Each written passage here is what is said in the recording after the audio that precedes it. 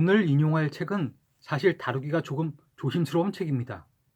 책의 성격이 역사책도 아니고 내용 또한 공상, 과학소설이나 신흥 종교의 해설서 같기도 해서 인용하기에는 어딘지 모르게 그 신뢰성에 의문이 가기도 합니다. 그렇다고 해서 극소수의 매니아 독자들을 위하여 미치광이 작가가 쓴 괴이한 서적은 아닙니다. 베스트셀러 작품은 아니지만 대중에 꽤 많이 읽혔고 도서관에서 책을 집어들면 책에 묻은 손때로 봐서 그래도 꽤나 읽힌 책으로 보입니다.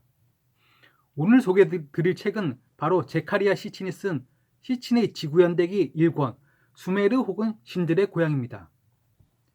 책에 대해서 대충이라도 들어 알고 계신 분들은 어떻게 제카리아 시친의 책을 참고 삼아 한국 고대사를 연구함에 있어 도움을 받을 수 있을지 의아해 하실 것입니다. 저 또한 10분 그 생각을 이해합니다. 저도 기독교의 역사적 배경에 대한 관심을 갖고 수메르 역사를 공부하다가 읽어보게 된 책입니다. 처음에는 책의 내용을 보고 뭐 이런 허무맹랑한 글도 있나 싶어 끝까지 읽지 못하고 읽다 말았습니다. 이후 책에 있는 후루리에 대한 기록을 보고 또 다른 후루리에 대한 기록을 찾기 위해 마저 읽기는 했지만 저 또한 책의 전반적인 주장에는 동의하지 않습니다. 책의 내용은 대략 이렇습니다. 외계인이 우주선을 타고 수메르 지역에 내려와서 그곳에 사는 인류에게 문명이라는 것을 전수해줬다는 것입니다.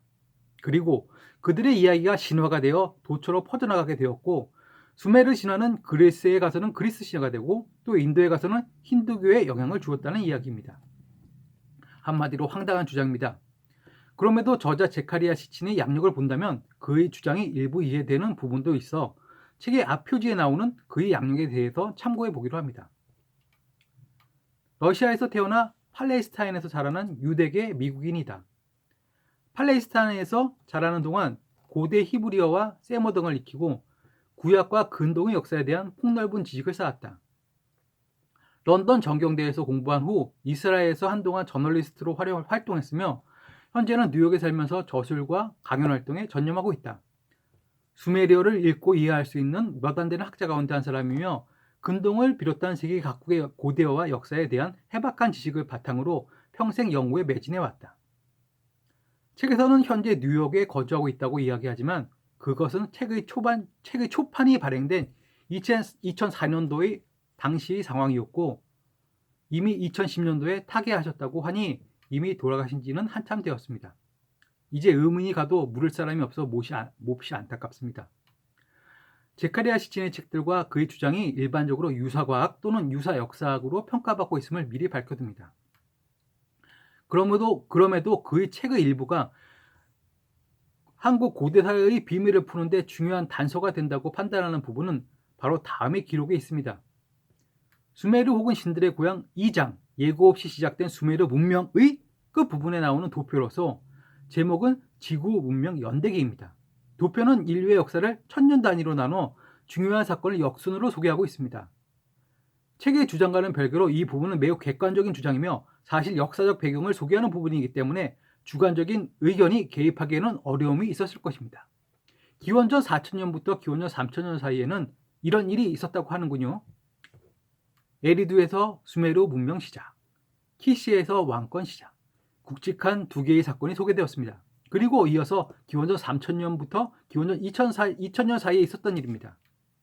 이집트 문명 발원, 에타나 왕 키시 법률 제정, 길가메시 왕 우르크 법률 제정, 크레타 미노스 문명 발원, 아카드 최초의 왕 사르곤 등극, 우루 남무 왕 우루 법률 제정, 구데아 왕 나가시 법률 제정, 후루리인 극동에 도착, 인더스 문명 발원, 황하 문명 발원.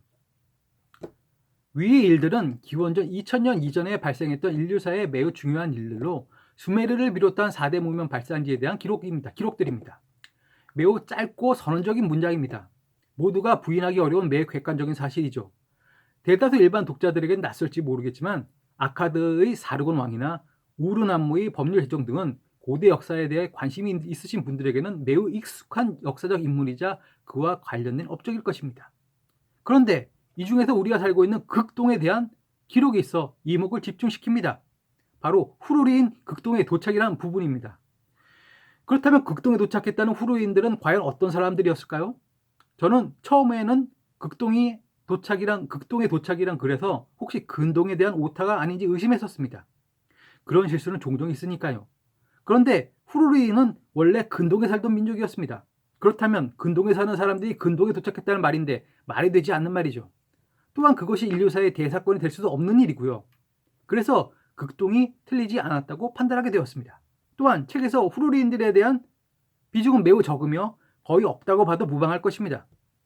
일부러 부풀리거나 꾸밀 이유가 없다는 이야기이죠. 저는 기본적으로 이 후루리인들이 바로 고구려의 뿌리라고 봅니다. 기원전 21세기에 극동에 도착한 일단의 후루리인들의 수장이 바로 탕록에서 황제와 싸운 구려족의 치우였으며 탕록에서 패하고 치우를 잃은 그 잔존 무리들이 요동 지방으로 숨어 들어오게 된 것이지요. 그리고 그들이 부여 혹은 구려족이 되었다고 보고 있습니다. 후루리인들은 호리, 후루리 등으로 불렸던 민족으로 수메르 변방에 살던 민족이었습니다.